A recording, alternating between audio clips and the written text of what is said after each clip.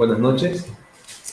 Mi nombre es Carlos Enrique Manosalva Licera, abogado por la Universidad Nacional Federico Villarreal, egresado de la Maestría de Derecho Civil y Comercial de la misma Casa de Estudios. Agradecido en esta oportunidad al Instituto de Estudios Jurídicos y Empresariales por esta invitación para poder brindar un seminario sobre un tema importante y muy conocido en nuestro país, lamentablemente. El tema del derecho de familia, pensión de alimentos y el proceso penal de omisión a la asistencia familiar. Vamos a apoyarnos con diapositivas. No suelo usarlas, pero las vamos a usar con la importancia que se merece este curso o este seminario, y de la misma forma estaré atento a cada una de las preguntas que se puedan ir haciendo en el en vivo para darle las respuestas necesarias. Empezamos entonces con el tema: ¿qué son alimentos?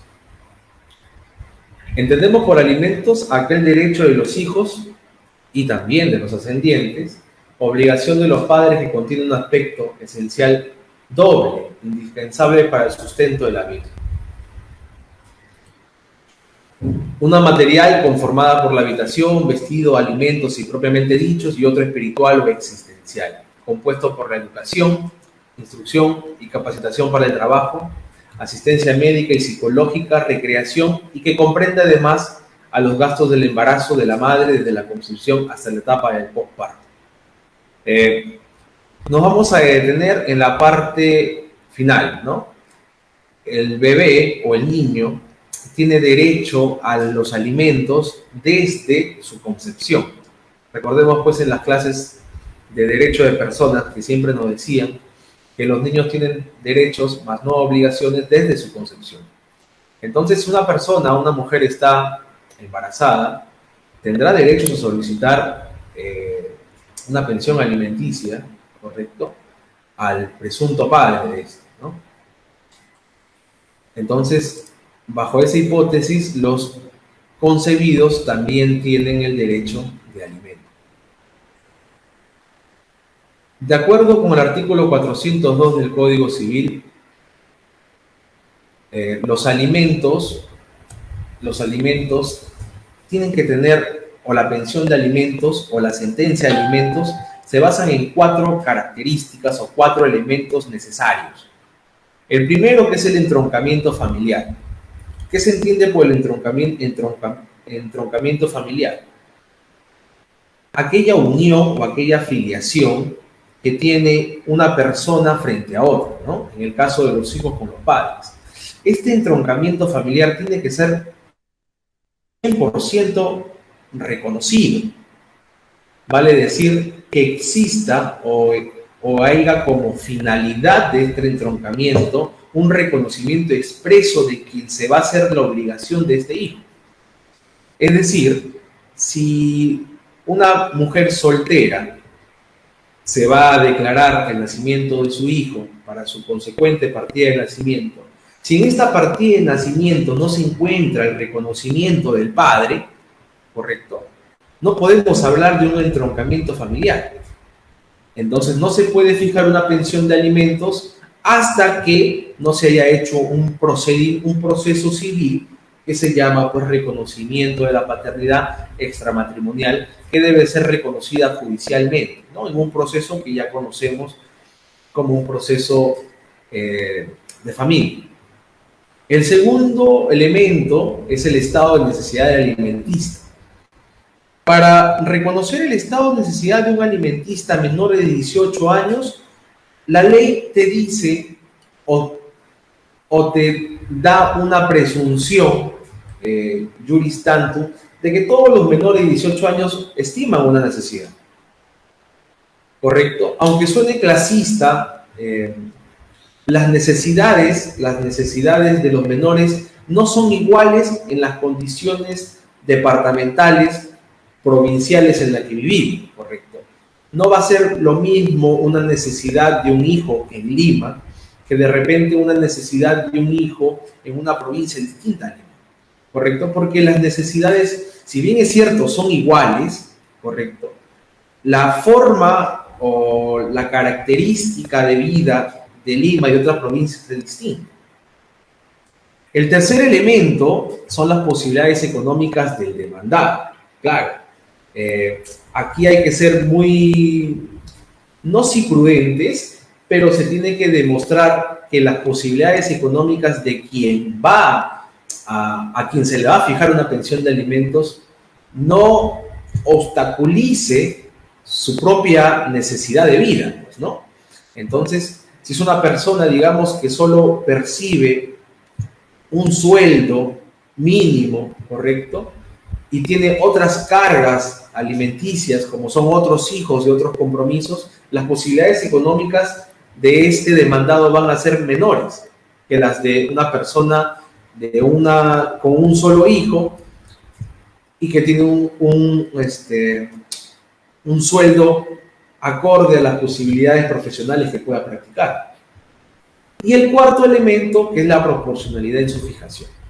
El juez será proporcional en su fijación, evidenciando dos elementos, ¿no? El que la proporción es equitativa entre el padre y la madre, y que la proporcionalidad en su fijación también se determine en virtud a las otras cargas alimenticias a las que requiere la pensión de los menores. ¿Hasta qué edad tus padres están obligados a darte una pensión? El artículo 424 del Código Civil dice que subsiste la obligación de proveer al sostenimiento de los hijos e hijas solteras mayores de 18 años que estén siguiendo con éxito estudios de una profesión u oficio hasta los 28 años de edad. Es decir, aquí tenemos dos presupuestos. Una hasta los menores de 18 años, correcto, que es obligatoria, y subsiste esta obligación alimentaria para aquellos hijos mayores de 18 años que estén siguiendo con éxito estudios de una profesión u oficio hasta los 28 años de edad. ¿Correcto? Y además también un presupuesto extraordinario para aquellas hijas solteras mayores de 18 años con aquellos acondicionamientos también de éxito en los estudios de una profesión o de un oficio.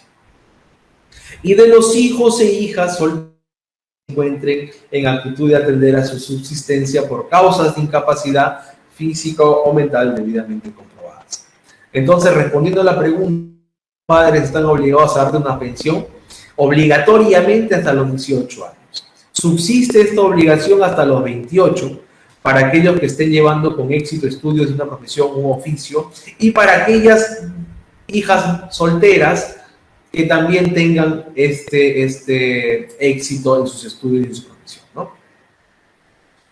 ¿Cuáles son las causales de la exoneración de alimentos? Así como existe la subsistencia de aquellos, también hay causales de exoneración.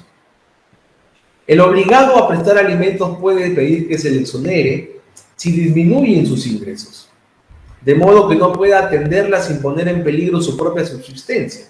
Entonces, aquí se cumple el tercer elemento de una sentencia, que son las posibilidades económicas del demandado. O si ha desaparecido en el alimentista el estado de necesidad. ¿Cuándo va a desaparecer el estado de necesidad de un alimentista? Pues a los 18 años se presume que este estado de necesidad desaparece. ¿Puede subsistir? Sí, pero hay que demostrarlo, ¿no? Hay que demostrar que existe éxito en los estudios de una profesión u un oficio.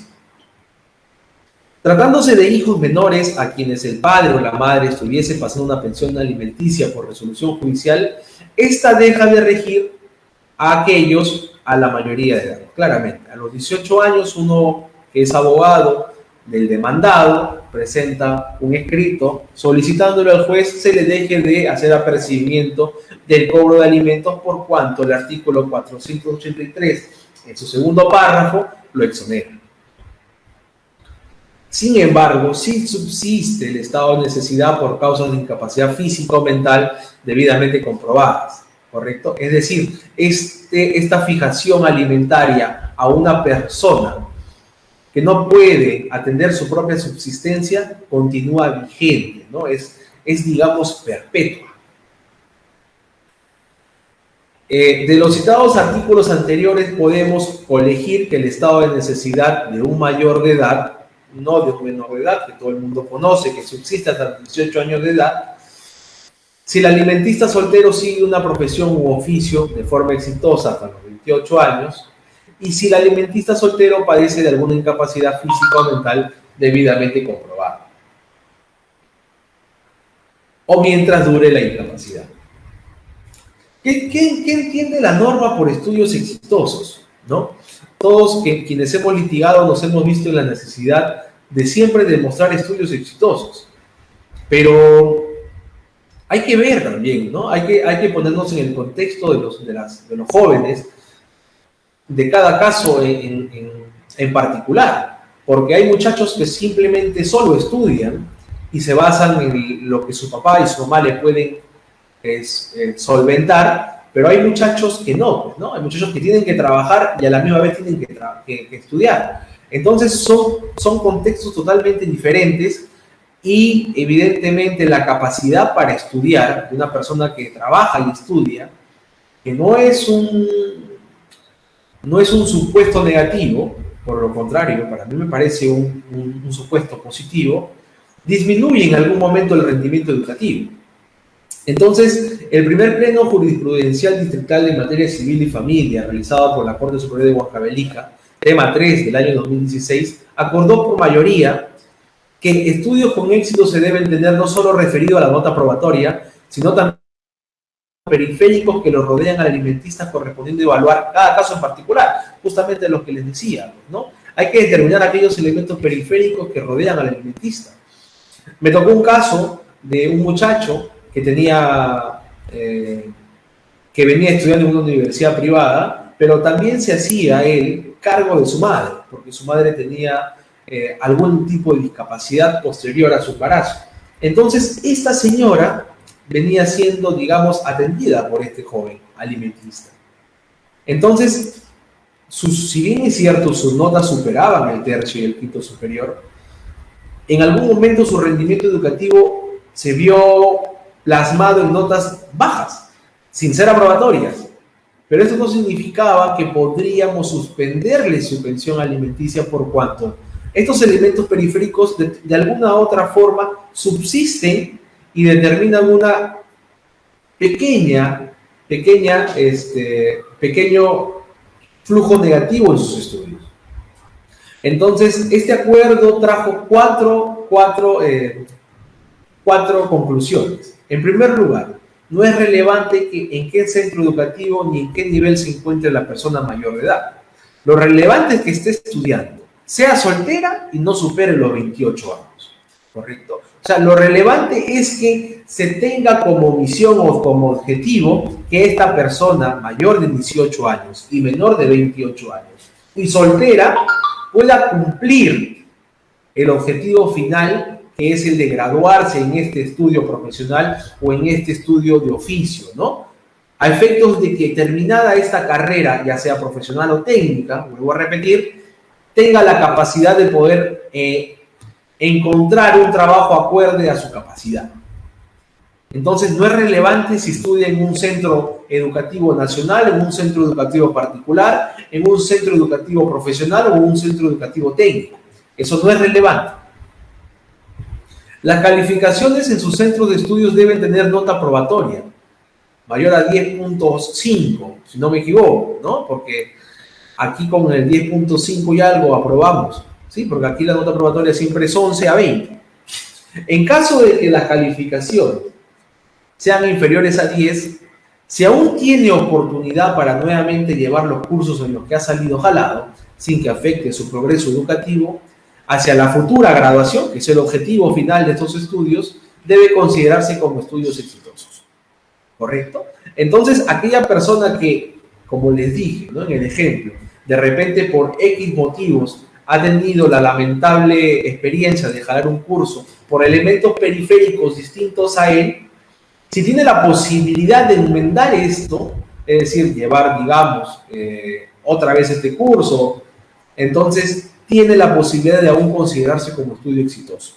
Porque debemos comprender que estas dos palabras, estudios exitosos, es simplemente el fin para llegar a tener una graduación o, digamos, tener una carrera técnica o profesional que me permita a mí instalarme en el mercado laboral. En el caso de que no logre superar las dificultades educativas presentadas, deberá analizarse si esta situación es estrictamente responsabilidad del estudiante o si es responsabilidad de los propios padres por no haber actuado adecuadamente en el proceso educativo de su menor hijo, destacando sobre todo el actuar de la persona que pretende omitir el cumplimiento de su obligación alimentaria. Claro, aquí hay que ser sólidos en el sentido de que, si bien es cierto, el niño o el joven tiene dificultades educativas, si estas dificultades educativas se presentan por el incumplimiento de quien debe obligarse a prestar la alimentación, es decir, digamos, a este padre no paga la pensión y por este hecho el chico no puede seguir estudiando, no puede pagar su pensión, evidentemente se va a atrasar en sus estudios, este elemento periférico escapa de las manos del estudiante. Entonces, el no haberse matriculado o el no haber de repente presentado exposiciones porque no pagó, pónganlo en el peor de los casos, y que este centro de estudios sea muy tajante con su normativa y no le permita dar exámenes y no le permita presentar exposiciones porque el señor no ha pagado su pensión. Entonces, este elemento periférico que rodea al estudiante, que lo hace incapaz de presentar buenas notas, no le corresponde a él. Entonces, estos 4 elementos constituyen, a criterio de este pleno jurisdiccional, lo que se determina como estudios exitosos. Referente de la exoneración de alimentos, ¿no? A tenor de la casación 158-2002-1, la Sala Civil Transitoria exonera de pensión de alimentos al alimentista que concluyó su carrera pedagógica, pero se haya desempleado. A ver, justamente, yo les decía, el objetivo de los estudios de los estudios exitosos o de determinar estudios exitosos es justamente concluir una carrera, ya sea profesional o ya sea técnica. Entonces, si esta persona concluyó su carrera, tiene el título profesional o tiene el título técnico, ya sea de abogado, ya sea de profesor, ya sea de mecánico, de lo que fuese, pero en virtud a eso, el hecho de que no consiga un empleo a pesar de haber culminado su carrera profesional o técnica, ya lo exonera de alimentos. ¿Correcto?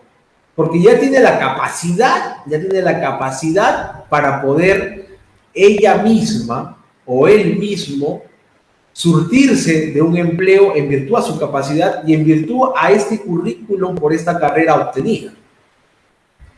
Primero, en el presente caso no está acreditado en autos que la demandada tenga un trabajo remunerado con el que pueda atender su subsistencia.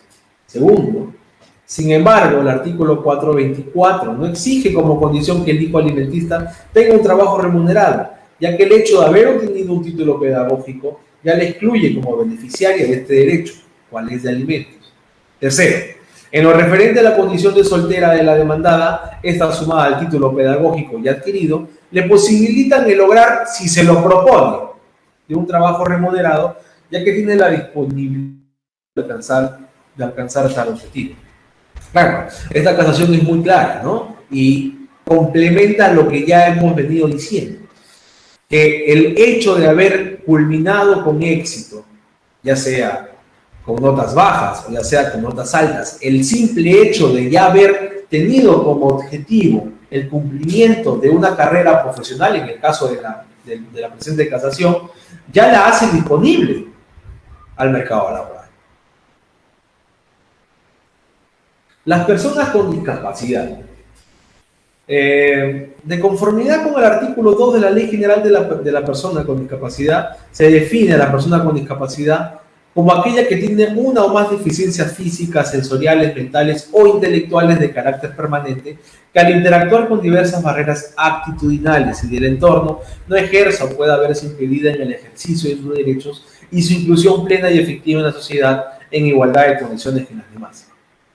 Bueno, lo siguiente es el artículo 1 de la Convención sobre los Derechos de las Personas con Discapacidad, que habla, bueno, la ley habla casi igual que lo de la Convención. Estas personas con discapacidad sí van a tener sí van a tener un carácter permanente de su pensión de alimentos. O hasta que esta discapacidad sea pues superada, ¿no? ¿Cómo se prueba la discapacidad? Esta probanza de la discapacidad se logra por aquel certificado de discapacidad otorgado por un establecimiento de salud de Minsa, ¿no? Obtenido el certificado de discapacidad, el hijo soltero mayor de edad seguirá siendo acreedor de la obligación alimentaria. Se entiende que este beneficio estará vigente de manera indefinida, al menos que logre su rehabilitación. Entonces, hasta aquí hemos podido hablar de lo que se refiere los alimentos. Para hablar de la pensión de alimentos, tenemos que basarnos en estos 4 elementos. Hablamos del entroncamiento familiar. El entroncamiento familiar, como les decía al inicio, tiene que ver por aquel reconocimiento voluntario y expreso del padre del menor. Porque si no está reconocido este menor, la madre, ¿qué tendrá que hacer? Un proceso denominado filiación de paternidad extramatrimonial a nivel judicial, ¿correcto? Y en este proceso de filiación, como ya conocemos, como ya viendo, también se puede presentar como pretensión accesoria la pretensión de alimentos.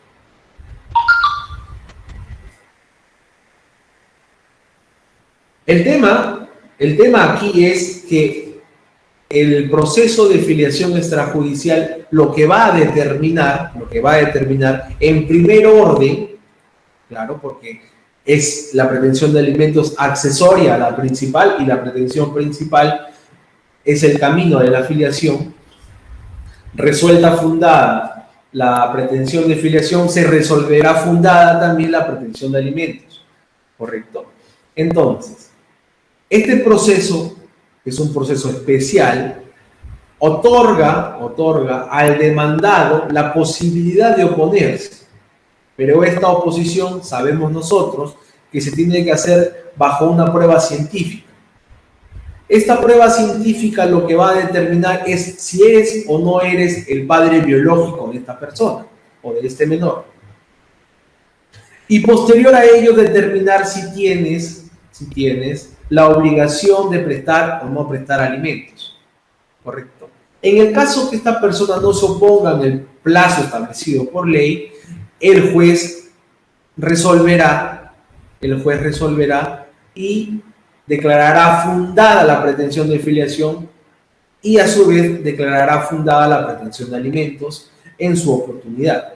Y con esto estaríamos encontrando ya el entroncamiento familiar necesario para una pensión alimenticia.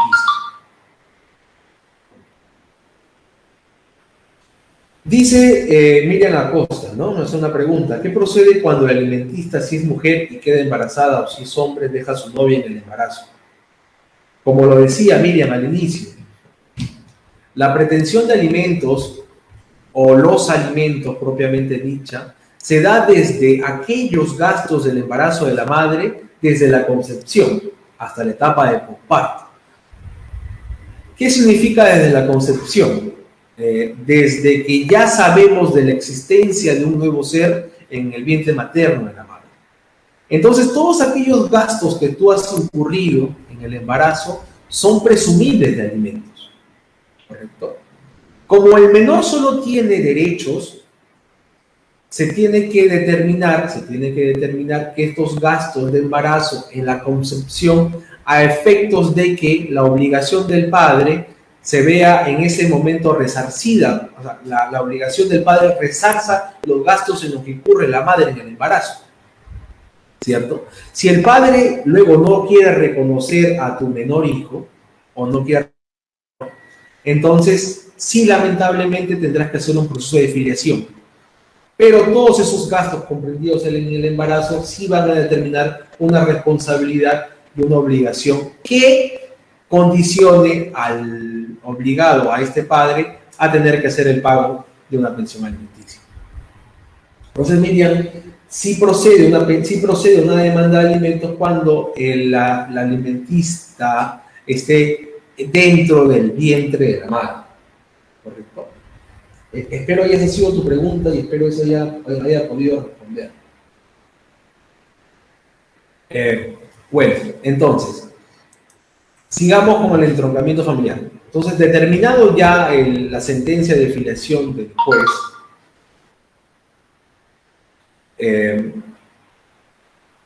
ya se ha consolidado el primer elemento del entroncamiento familiar, entonces ya podríamos determinar una pensión alimenticia. El segundo elemento, que es el estado de necesidad alimentista, cuando uno es abogado de un demandado por alimentos menor de 18 años, muy poco puede decir sobre el estado de necesidad alimentista, porque como les dije, el Estado presupone la existencia del estado de necesidad desde la concepción hasta que cumple los 18 años, correcto, porque la ley lo determina de esa forma. Entonces, muy poco se puede abocar en la defensa de alguien, de una persona menor de 18 años. Donde uno sí puede presentar defensa, esas son las posibilidades económicas del demandado. Si uno es el abogado de la parte demandada, ¿no? Aquí hay que determinar todas aquellas condiciones que merman el ingreso mensual o el ingreso remunerativo de una persona. ¿Sí? Aquí hay que determinar si tienes otra carga familiar, aquí tienes que determinar si tu capacidad laboral es permanente o no es permanente, es decir, que solamente tienes trabajos eventuales. Hay que también ver en las posibilidades económicas del demandado, la edad del demandado, si es una persona joven, si es una persona adulta, si es una persona adulta mayor. Entonces, aquí sí podrías entablar una defensa, obviamente debidamente probado, no solamente se trata de decirlo, sino también tienes que probarlo, a efectos de que la proporcionalidad en la fijación de la demanda de alimentos sea de acorde a tus posibilidades económicas y no pongan este monto en peligro tu propia existencia, tu propia subsistencia, como lo dice la misma norma, ¿correcto? Porque esto lo vamos a ver ya trasladado al delito de omisión a la asistencia familiar, donde muchas personas mal asesoradas o de repente por ignorancia aceptan pensiones de alimentos que ellos creen tener las posibilidades de poder perseguir o de poder seguir en el tiempo, pero llegado un momento, las posibilidades económicas de estas personas cambian. Entonces se hace luego un mundo para poder pagar una pensión económica mensual. Y aquí ya luego viene el requerimiento. Este requerimiento ya significa la apertura del plazo para la continuación penal en un proceso de omisión a la asistencia familiar. Es decir, desde el momento que te hacen el requerimiento para el pago de devengados, desde ese momento tú ya estás iniciando un proceso penal. Un ratito, déjenme ver, otras preguntas. Entonces, como lo decía, ¿no? Estos cuatro elementos, si uno defiende al demandado, no es que siempre uno defiende al demandado, también puede defender a la parte demandante. Y en la parte demandante, ¿qué tienes que hacer? Pues desmenuzar el estado de necesidad alimentista. Así como el demandado tiene que desmenuzar las posibilidades económicas, el demandante tiene que desmenuzar aquel estado de necesidad alimentista, ¿correcto? Todos aquellos elementos materiales y existenciales o espirituales que refieren los alimentos. Yo tengo que demostrar la habitación, tengo que demostrar el vestido, tengo que demostrar los alimentos propiamente dichos, pero también tengo que demostrar ¿qué? La educación, la capacitación para el trabajo, la instrucción, la asistencia médica, psicológica, la recreativa, ¿correcto? O sea, aquí el abogado de la parte demandante tiene que hablar y demostrar cuál es el estado de necesidad del alimentista a efectos de que la proporción en la fijación de la pensión alimenticia supla todas esas necesidades del menor, ¿correcto? Porque si no nos vamos a ver con lamentablemente, pues nuestro país a efectos de presentar demandas de alimentos, si es que no se asesoran, por más que sabemos que una demanda de alimentos es una demanda que no está obligada a presentarse con firma de abogado, ¿correcto? No se necesita la defensa cautiva, no necesita la firma de un abogado. Si es que esta persona que no tiene un abogado o que no tiene un abogado experto en esta materia, va a encontrar un proceso de alimentos en el que la pensión de alimentos sea irrisoria, porque no ha sabido demostrar las necesidades del alimentista. Hay que tener también mucho ojo en el sentido de que muchas de las demandas o muchas de las sentencias de alimentos que nos otorga nuestra justicia peruana son copia y pega, ¿no? No se dan el trabajo, como son procesos rápidos, únicos, de analizar en particular cada estado de necesidad de cada persona en particular y de la misma forma las posibilidades económicas del demandado. Lo que hace que muchas veces, yo creo que en el 90, en el 80%, tengamos que ir a una segunda instancia a efectos de que se determine el verdadero estado de necesidad y se determine las verdaderas posibilidades económicas del demandado. Porque si no, ¿qué se hace después? Se tiene que hacer un proceso de aumento de alimentos o de disminución o reducción de alimentos respectivamente, lo que genera mayor carga laboral al Poder Judicial y lo que genera mayores gastos en el demandante y en el demandado, ¿correcto? Donde yo tendré que demostrar que mi estado de necesidad ha aumentado y donde tendré que demostrar, si soy demandado, que mis posibilidades económicas se han reducido. Porque si el demandado que fue sentenciado con una pensión alimenticia muy alta, que no está acorde a sus posibilidades, lamentablemente se va a encontrar de aquí a 3, 6 o 9 meses con su primera liquidación de devengados. Liquidación que no va a poder pagar y va a tener que irse a un proceso de omisión a la asistencia familiar. Bueno, a ver, antes de continuar, sigamos con las preguntas para no olvidar. Jenny Elvia Daza Tapia me dice: buenas noches, en caso de divorcio, el ex cónyuge debe dar la pensión también a la esposa, aparte de los hijos, aunque esta esté trabajando. La pensión de alimentos, al igual que la de los menores y de la esposa, se extingue pues con el divorcio, ¿correcto? Entonces, mientras exista el matrimonio y pues exista una separación de hecho, la esposa puede solicitar una pensión de alimentos. Extinguido el matrimonio, se extingue y se exonera del pago de alimentos, ¿correcto? Porque ya no hay vínculo que los une. Si por A o por B, esto estamos hablando ya de un divorcio, ¿correcto?, existe un ente dañador, como yo lo llamo, es decir, un ente, una persona, la persona que provocó el divorcio, ya sea esposo, ya sea esposa, esta persona, como ha dañado las expectativas de la otra cónyuge, entonces sí está obligado a pagarle una indemnización, que no debe confundirse con una pensión de alimentos. La pensión de alimentos, al igual que la pensión de menores de edad, se extingue o cuando ya no existe un vínculo que los una. Una persona que es divorciada no va a tener que mantener a su esposa, a su ex esposa. Ya no continúa este proceso de alimentos. Si el juez en su providencia dispone el archivo por encontrarse en pasivo el proceso, me dice Anita Álvarez. Si el juez en su providencia dispone el archivo por encontrarse en pasivo el proceso, ¿desde qué fecha se cierra la pensión? Es decir, ¿desde que se fijó la pensión o desde la fecha que dispone el archivo? No le entiendo la pregunta. Si el juez en su providencia dispone el archivo por encontrarse en pasivo el proceso, ¿desde qué fecha se cierra la pensión? Es decir, ¿desde que se fijó la pensión o desde la fecha que dispone el archivo?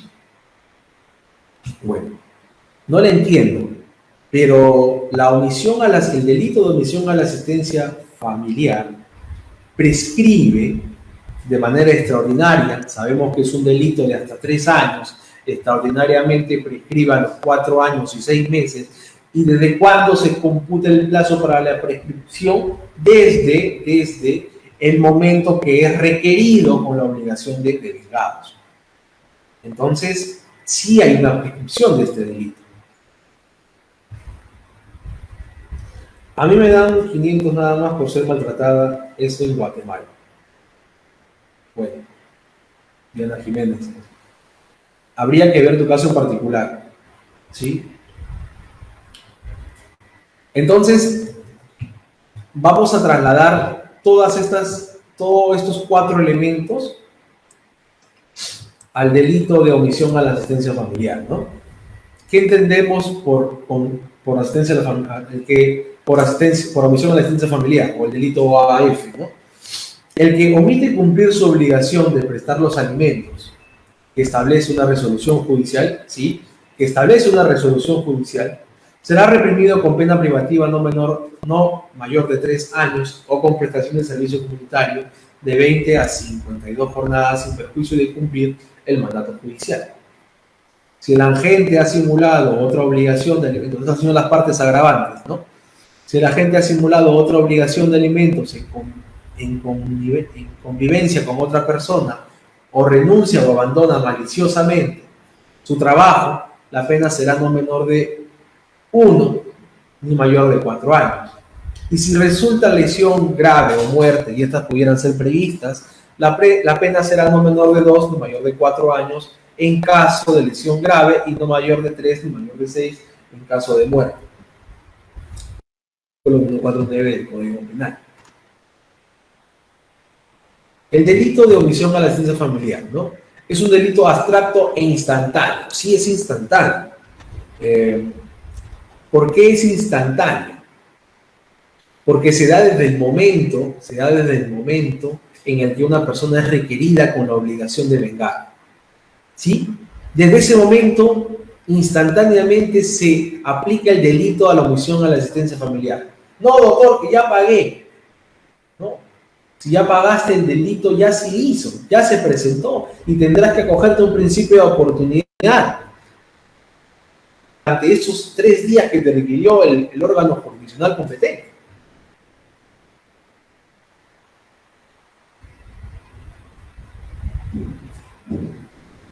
¿Ya? Para determinar que eso es un delito instantáneo se debe ver el tema de la consumación, claramente. La consumación se da desde el momento del requerimiento. Y si pasado esta fecha de requerimiento no has cancelado el pago de vengado, estás consumando el delito. Entonces vas a ser perseguido penalmente por el Ministerio Público. Hayas pagado o no hayas pagado. ¿Sí? Estos elementos de pagar o no pagar o pagar después de van a ser solamente condicionales para efectos de un principio reparatorio, de un acuerdo reparatorio. A ver, ahí me gustan ver las preguntas. Rosemary Mendoza Arce me dice, si existe un acuerdo de partes respecto a la asistencia familiar y no hay un monto establecido, sin embargo el padre no cumpliera con el acuerdo, ¿necesariamente se debe iniciar el proceso de asistencia familiar? Ya. Lo que sucede, he visto un caso así parecido en el que se hizo una conciliación entre las partes, donde las partes se obligaban, bueno, una de las partes se obligaba a sostener alimentariamente al menor y la otra parte se encargaba de sostener físicamente, es decir, realmente la tenencia del menor. En el caso de que no podamos liquidar el monto, no podríamos llevar esta obligación al delito de omisión a la asistencia familiar, porque no hay una liquidación de devengados. ¿Cómo se liquida una obligación donde no existe una liquidación propiamente dicha? Si no existe solo existe una obligación, más no una liquidación. Entonces, aquí lo que procede es ejecutar el acta de conciliación a efectos de hacer una demanda por obligación de dar o por obligación de hacer, perdón. Porque él se ha obligado a hacer, más no a dar. ¿Sí? Es totalmente diferente al proceso de alimentos donde sí se fija un monto o sí se fija un porcentaje de la remuneración de esta persona. Entonces, sigamos con el delito de omisión a la asistencia familiar, ¿no? En los delitos de omisión a la asistencia familiar no se requiere del resultado material. Es decir, basta la acción sin resultado. Pues la sola conducta consuma el delito, no siendo indispensable que el autor siga realizando la conducta o efectúe otras. Pero en el caso de los delitos permanentes, que no es el caso, la consumación desde que se cumple con los elementos del tipo penal, pero puede prolongarse por un tiempo, por ejemplo, el delito de secuestro, ¿no? No es el caso. El caso de omisión a la asistencia familiar es un delito instantáneo. El delito de omisión a la asistencia familiar se consuma luego de vencido el plazo de requerimiento y se fundamenta en una norma de mandato. Claro, es como un delito por desobediencia, ¿no? O sea, no se trata de que luego de desobedecer tú vuelvas a obedecer. No, tú ya desobedeciste. Y por el hecho de haber desobedecido, ya tienes una acción penal a la cual tienes que recurrir. ¿Correcto? La prescripción del delito de la obligación a la asistencia familiar, como les dije, ¿no? La prescripción de la acción penal en el delito de omisión a la asistencia familiar procede y se computa a partir del día siguiente de vencido el plazo de requerimiento. Es decir, pasados los 3 días que generalmente el juez fija para el pago del cumplimiento de las pensiones devengadas, desde ese día se puede ya computar el plazo para una prescripción sobre este delito. ¿Cómo fijar las pensiones devengadas de omisión a la asistencia familiar? Debe efectuarse la nueva liquidación de pensiones devengadas sin acumular la liquidación anterior, porque esta ya generó un proceso penal por omisión a la asistencia familiar. Claro, sí, y de estas hay muchas, ¿no? A ver, es aquella mujer, perdón, no quiero ser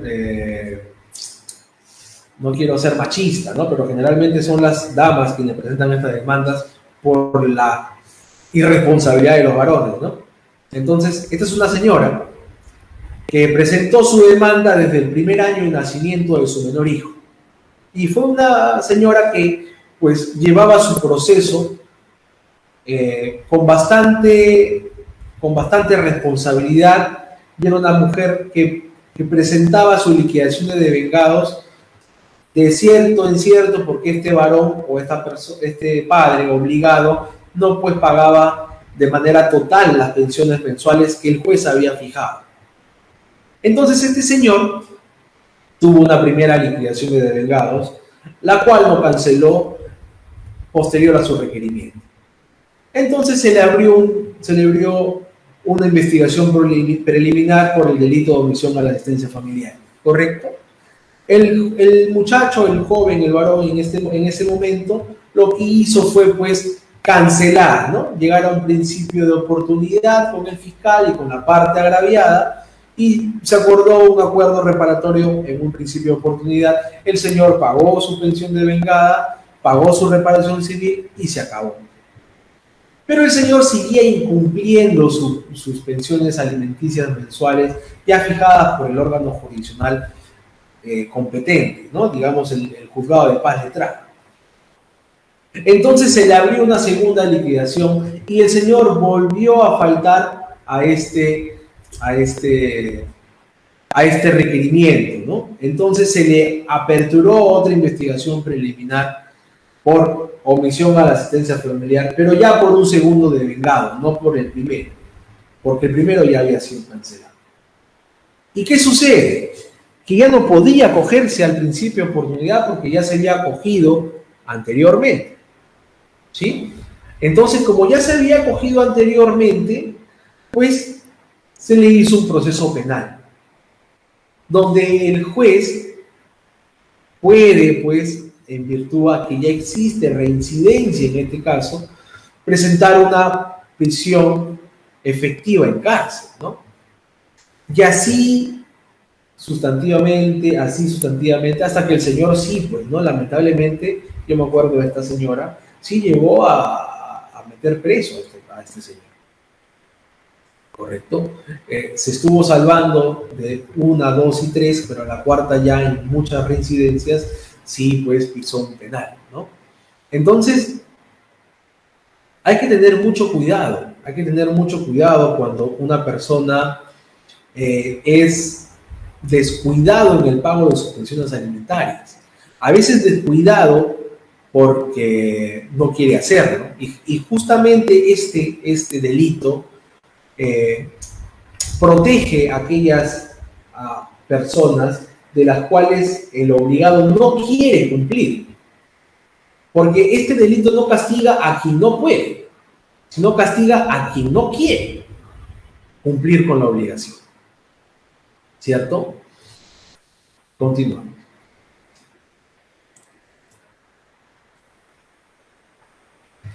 El pago tardío de la deuda alimentaria, ¿qué implica?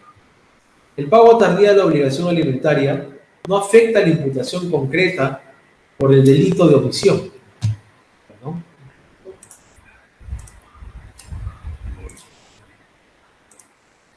El pago tardío de la obligación alimentaria no afecta la imputación concreta por delito de omisión a la asistencia familiar, como en efecto ha sido correctamente valorado por el juez. Por tanto, el pago tardío del íntegro de la deuda alimentaria con posterioridad a la sentencia impuesta no afecta a la realización del hecho delictivo, porque como les digo, estamos hablando de un delito instantáneo, ¿correcto? Sin embargo, este pago tardío de la deuda alimentaria sí tiene directa incidencia en la determinación concreta de la pena, por mandato del artículo 46, inciso F del Código Penal. Con todo lo señalado,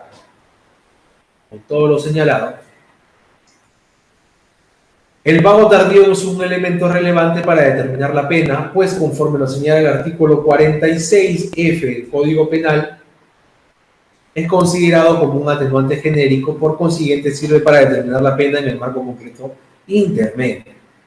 Entonces hay dos circunstancias que tiene el imputado para determinar la pena concreta. La circunstancia atenuante genérica, que es la reparación civil, y los antecedentes penales. No puede considerarse como circunstancia agravante la regla de la conducta de no cometer otro delito, porque este es un mandato general para todos los ciudadanos y que tiene operatividad solo al interior del proceso en el que se le imputa. Más aún que nuestro derecho penal es de acto y no de autor, por lo que no se puede considerar para la agravación de la pena hechos de otros procesos debiendo ser aplicados únicamente en los previstos legalmente. Claro, en el caso anterior que les comentaba de esta persona que tenía una sobre otra y que hace una de vengadas no cumplidas, ya genera un antecedente penal de reincidencia incluso, porque son delitos del mismo orden, ¿no? Lo que agravaría su condición a efectos de una pena concreta. La capacidad económica del elemento estructural del tipo penal. Esto es importantísimo, ¿no? El delito de omisión a la asistencia familiar tiene su propia configuración típica. Exige no solo la obligación legal del imputado, la entidad del monto mensual de la pensión de alimentos y del objetivo incumplimiento del pago, previo al procedimiento por el deudor alimentario, sino también necesariamente la posibilidad de actuar, pues lo que se pena es el no poder cumplir, como les decía, sino el no querer cumplir. Aquí lo que se apercibe es el no querer cumplir, que es la consecuencia de la cláusula general de salvaguarda propia de los comportamientos omisivos, según la cual se comete un delito de dicha estructura. Entonces, como este es un delito de omisión, no es de acción, aquí lo que se está persiguiendo es aquella conducta de no querer cumplir un mandato judicial, ¿no?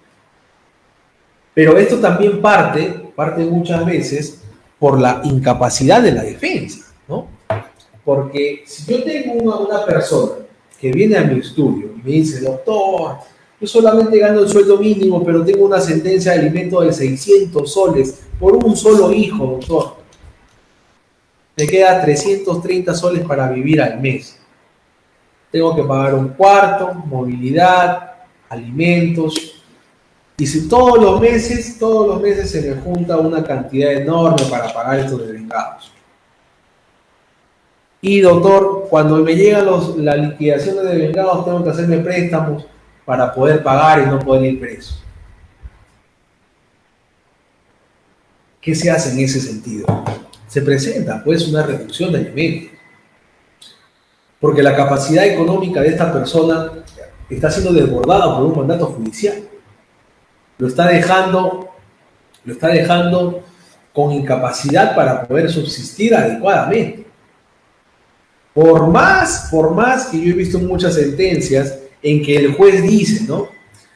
Por el hecho de que el señor es una persona de 30 años, tiene la capacidad para sostenerse y buscar otro trabajo que implique que pueda. Pues no, si en ese momento no tiene ese trabajo, tú no le puedes dar una pensión de alimentos en base a lo que en el futuro pueda o no conseguir. Porque si no, entonces, ¿por qué trabajamos en estos 4 elementos? Y desmembramos las posibilidades económicas del demandado si el juez me va a sacar un derecho que puede ser expectatísimo. ¿Correcto? Entonces, aquí, pues sí, si te llega una persona de esas características, tú tienes que tratar de llevar este proceso inmediatamente a un proceso de reducción de alimentos. Para que el futuro no se vea, pues, otra vez atosigado por liquidaciones que él no va a poder cumplir. ¿Cierto? Y es así como funciona.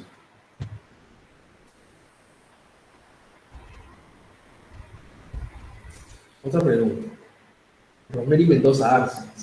En caso del padre o madre que no exigiera el pago de asistencia familiar, ¿estaría cometiendo algún tipo de falta? No. Muchas personas, no sé cómo se han creado este silogismo lógico, por decirlo así. Dicen, ¿no? Doctor, mi hijo tiene 12 años, pero quiero demandar a este señor desde que nació mi hijo porque hace 12 años nunca le pagó nada. Yo le digo, un momentito, señor, eso es imposible. ¿Por qué? Demandaste hace 12 años, se supone que tú nunca tuviste la necesidad de demandarlo al padre. Entonces, esos 12 años que tú no demandaste, son 12 años que se presumen que el padre sí tuvo o sí cumplió con sus obligaciones parentales. Entonces, quien te diga lo contrario, y quien te diga, sí, vamos a cubrirlo, vamos a exigirle estos 12 años que no te ha pagado, te está mintiendo. Te está mintiendo. Si tú no lo hiciste hace 12 años, el juez va a entender que desde el momento que tú planteas tu demanda en adelante, existe la necesidad. Recuerda el proceso donde se van a demostrar las necesidades del alimentista y la capacidad del demandado. Entonces, si tú no has pretendido nunca cumplir con las necesidades, ¿cómo el juez va a determinarte qué necesidades tuvo hace 12 años? Y peor aún, si nunca las pretendiste. No es un delito el no demandar, no es una falta el no demandar, pero sí pues queda en tu conciencia el por qué no lo hiciste. Correcto.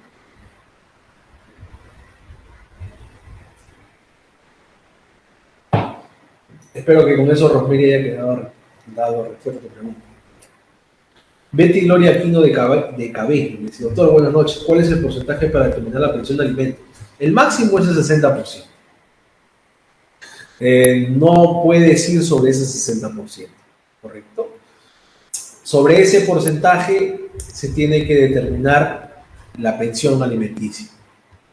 Si tú demuestras que las necesidades alimentistas o las necesidades en derecho de tu menor hijo son muy altas, ¿correcto? No por su capacidad, sino por, digamos, por su incapacidad de tu menor, entonces podría llegar al 60%. Entonces, también se presume que quien tiene la tenencia, en el caso tuyo, digamos, si tú tienes la tenencia de tu menor y no puedes trabajar porque te genera una ardua labor el tener que tener a tu menor todo el día frente a ti, entonces ese trabajo de ama de casa, de cuidadora de tu hijo, presupone ya un trabajo remunerado que tiene que ir en concordancia con la pensión de alimentos que le vayan a solicitar al otro padre. ¿Correcto? Entonces, tu pregunta es, ¿Cuál es el porcentaje para terminar la pensión de alimentos? El máximo es el 60%. El máximo.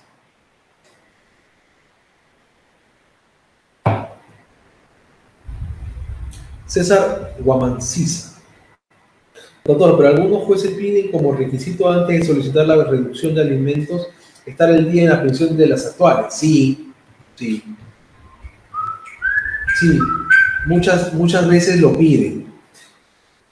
No lo tengo a la mano, pero hay un pleno jurisdiccional que establece que no es necesario, ¿correcto? Que no es necesario. El hecho, el hecho tiene lógica y parte de este elemento. Si yo estoy pidiendo justamente la reducción de alimentos, es porque lamentablemente no puedo pagar la pensión que tú me has dado, porque recuerda que la reducción y el aumento se dan ante el mismo juez que conoce el proceso. Yo no le estoy diciendo al juez, me voy a desatender la obligación de tu primer mandato. Yo lo que le estoy diciendo al juez es, perdón, a ver la cámara, ruido. Ok. Yo lo que le estoy diciendo al juez es, señor juez, no puedo cumplir con esta pensión de alimentos. No puedo, me desborda. Entonces, si tú me vas a presentar, tú me vas a declarar improcedente mi demanda de reducción de alimentos por el simple hecho de que no estoy al día en el pago de alimentos, jamás vas a poder reducirla. Entonces, es una incoherencia. Al menos permíteme admitir a trámite mi demanda, como lo dice este pleno jurisdiccional, porque así lo dice de verdad. Al menos permítele exponer en la audiencia de pruebas esta incapacidad que le produce esta pensión de alimentos que no puede pagar. Entonces, ahí sí ya tienes la posibilidad de argumentar y de probar que tu capacidad económica se ha visto desbordada por esta primera pensión o tu capacidad económica se ha visto disminuida, ¿correcto? Entonces, prometo que a las personas que están escuchando y a ti, César, que si puedes luego contactarme, te voy a pasar ese pleno, ¿correcto? En el que sí hemos utilizado a efectos de que se nos admita a trámite la demanda, porque muchas veces, como tú dices, sí, claramente te declaraban improcedente, no te permitían siquiera llegar a una audiencia de pruebas. Te la voy a proporcionar a efectos de que sí puedes llegar a un proceso de reducción de alimentos, no que estés o no estés al día. Evidentemente, tú tienes que ir preparado con tu cliente y decirle, mira, hasta aquí vas a pagar tanto, pero tienes que pagarlo, ¿no? Y de aquí en adelante ya vas a verte disminuida en tu pensión de alimentos con lo que se va a reducir, ¿sí? Entonces, el hecho de no estar al día en tu pensión de alimentos no tiene que ser óbice para que te declaren infundada o improcedente tu pensión de alimentos. No, porque ¿qué dice el artículo 424, si no me equivoco?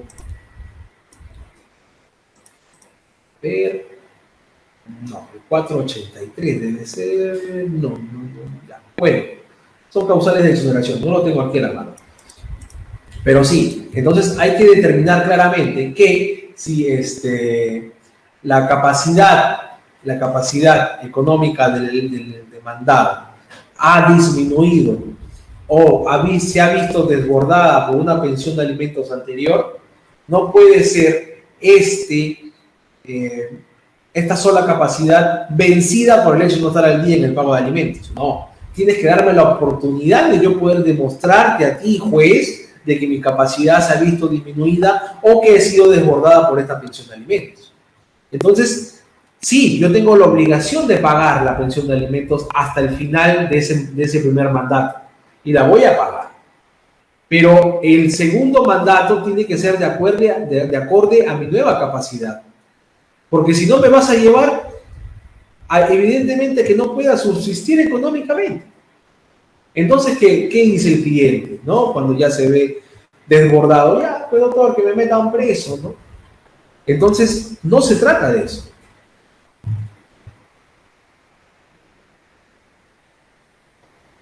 Bueno, entonces continuamos.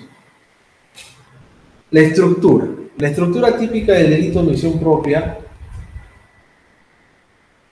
como es el caso de omisión de la asistencia familiar, que tiene un aspecto objetivo y un aspecto subjetivo. En el aspecto objetivo del tipo de omisión propia se establecen tres elementos: la situación típica generadora del deber, que es el mandato judicial de alimentos; la no realización de la conducta ordenada, que es el requerimiento de pago de esta pensión devengada; y la posibilidad física del individuo para ejecutar la acción ordenada. Claro, aquí se va a determinar la posibilidad o el incumplimiento por querer o por no poder cumplir con la pensión devengada, ¿no? Ese es el tipo. El proceso inmediato, ¿no? La incoación de un proceso inmediato. Sí, pues, ¿no? La norma dice que el proceso de omisión de la asistencia familiar se debe hacer por proceso inmediato, ¿no? Precisando ello, nada impide que en la primera etapa de la audiencia única de juicio inmediato, que es el momento oportuno para el ofrecimiento de pruebas, se presenten aquellas pruebas relacionadas a acreditar el elemento subjetivo del delito, tales como las declaraciones de las partes, las posibilidades del investigado, entre otras que se consideren necesarias. Generalmente, lo que se hace cuando se apertura una investigación preliminar por el delito de omisión de la asistencia familiar, ¿no? ¿Cuáles son? La declaración de la parte, la declaración del imputado, y todos pues, los actuados judiciales de esa liquidación de devengados. ¿Sí? Esas son las herramientas o los elementos de convicción que tiene la Fiscalía para poder incoar un proceso inmediato. Si bien el juez de incoación del proceso inmediato señala que, según el artículo 156 del Código Procesal Penal, constituye objeto de prueba los hechos de imputación, la punibilidad y la determinación de la pena o medida de seguridad, así como los referidos a la responsabilidad civil derivada del delito, lo cual es cierto. También es verdad que la actuación de dicha prueba se desarrolla recién en juicio oral, por lo que no es imperativo sacrificar la procedencia del proceso inmediato por la falta de la declaración de la parte investigada, sobre todo porque ello resulta perjudicial al principio de interés superior del niño al tratarse de un delito de omisión de la asistencia familiar. Claro, a veces no va a declarar pues, el imputado.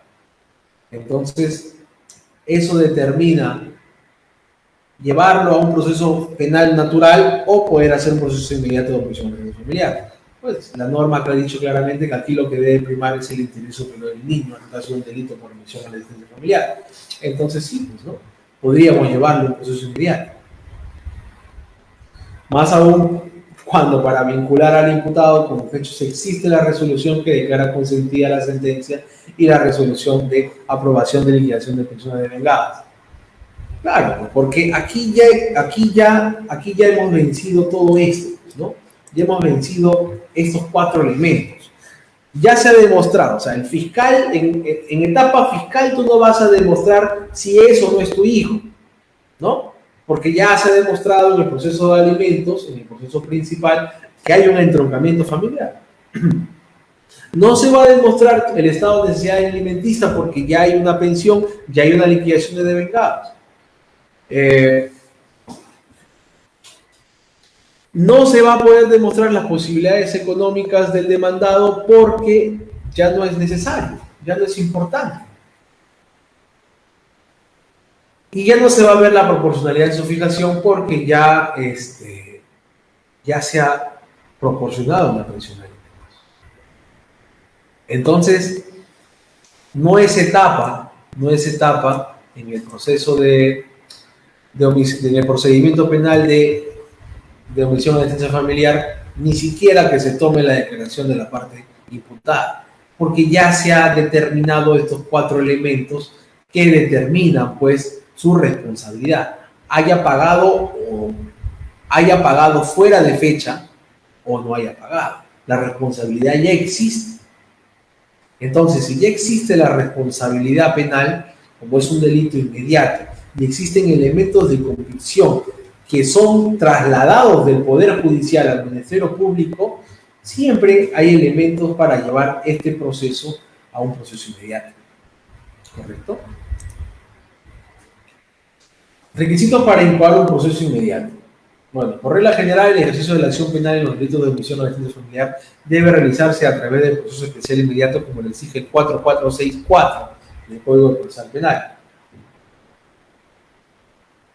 con excepción de aquellos casos en que culminadas las diligencias preliminares no hay evidencia delictiva ni ausencia de complejidad, siendo necesario encauzarlo como proceso común, cosa que no pasa en el proceso de alimentos, en el proceso de omisión familiar, o generalmente no pasa.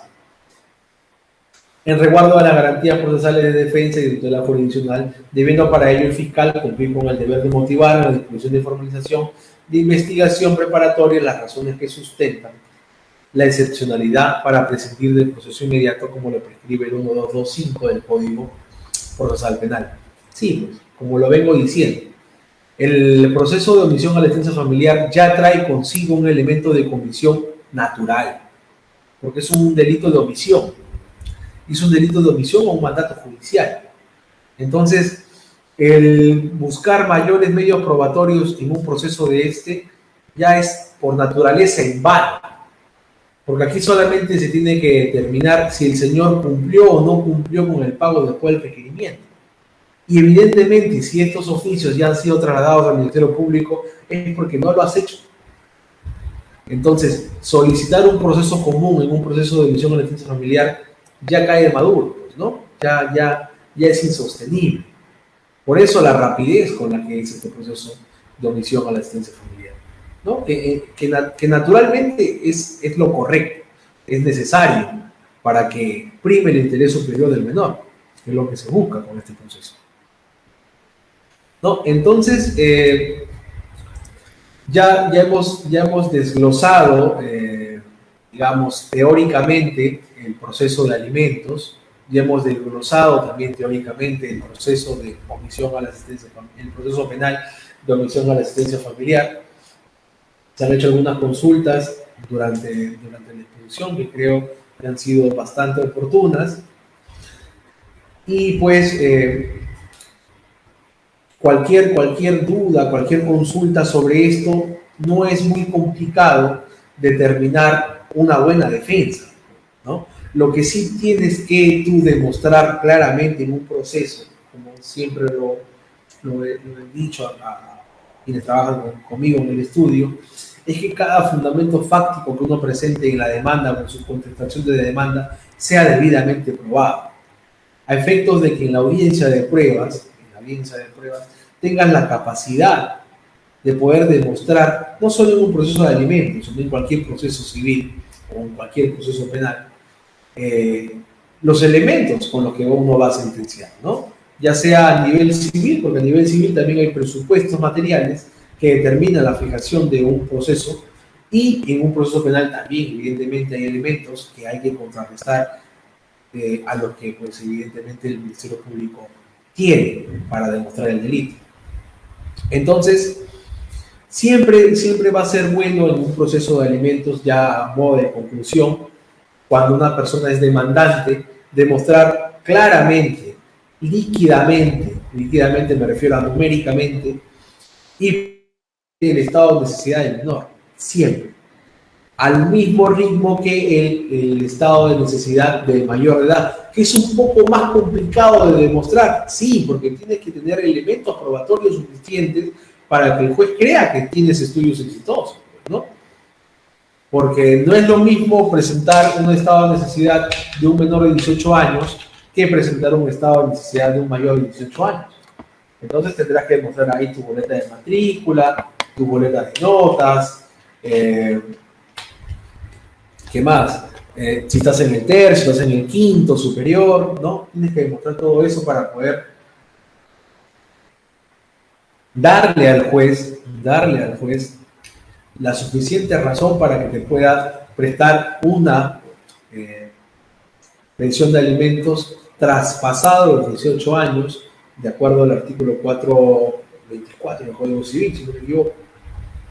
Y si, pues, perteneces a la parte demandada, no porque tú seas el demandado, no, tú seas quien asesora al demandado, o si me está escuchando también ha sido demandado, hay que, pues, desmenuzar, como digo, o detallar claramente cuáles son las posibilidades económicas del demandado. hay que desarrollar claramente cuáles son tus demás gastos, cuáles son tus demás cargas a efectos de que la proporción en la fijación de la pensión de alimentos no te sobrepase en tu propia capacidad. Y si la primera sentencia o la sentencia de primera instancia, perdón, te declara una pensión alta, tienes el derecho de apelar. Y apela, ¿no? No te quedes sin apelar. Igual pasa con el demandante, ¿no? Si ve que su pretensión de alimentos es mínima, pues apela. Porque si tienes argumentos para poder rebatir lo dicho por primera instancia, porque como le dije, a veces las sentencias son copiativas, por no decir otra cosa, entonces a veces tú demostrándole al juez de segunda instancia los elementos que tú has presentado como elementos probatorios y que no se ven reflejados en la motivación de la resolución, puedes hacer que el juez, en el caso, en este caso, el juez de familia, tenga una visión diferente y pueda, pues, no llamarle la atención al juez de primera instancia, sino rebatir lo que él ha dicho, pues, y digamos, dar una pensión acorde a las necesidades alimentistas o a las posibilidades económicas del demandado, ¿no? Para efectos de determinar la proporción de la fijación de la sentencia. Porque si no, pues luego te vas a ver, lamentablemente, inmerso en un proceso de omisión a la asistencia familiar y tienes muchos problemas porque te pueden generar antecedentes penales. Claro, porque si es una sentencia condenatoria, te va a generar antecedentes penales y muchos trabajos, cuando ven que tienes este tipo de problemas, no te van a tomar en cuenta. Es un problema, aunque lo vean como un proceso simple, que bueno, generalmente nadie va preso si es que se acoge a un principio de oportunidad o paga la pensión, o paga la liquidación de devengados tardíamente, digámoslo así. Podría ser que se te acumulen 2, 3, 4 liquidaciones en lo que va de la vida y puedes pisar un penal, ¿no? Por un delito de estas características. Entonces hay que tener mucho cuidado. Sí, hay que tener bastante cuidado. Hay una resolución del SANTA, ¿correcto? Que dice que la privación de la libertad impediría al condenado la oportunidad de agenciarse de medios económicos necesarios para cumplir con el deber legal y judicial de acudir con suma de dinero a su menor hijo. Resultaría contrario a propósito de la propia sanción penal impuesta. Por el contrario, se pondría en riesgo la integridad de la menor hija del condenado, quien se vería privado de la posibilidad de contar con medios que permitan. Esta es una resolución, si no me equivoco, es la 13825-2015 del SANTA, que establece, pues, que para qué tener preso a una persona si el fin de este delito es que no exista una omisión al deber de pagar la pensión de alimentos. Si lo tienes preso, ¿cómo le va a pagar alimentos a la persona, ¿no? Entonces, esta consulta hecha en el SANTA es muy importante, ¿sí? Después también yo me acuerdo, tuve un caso muy importante, en el caso de que,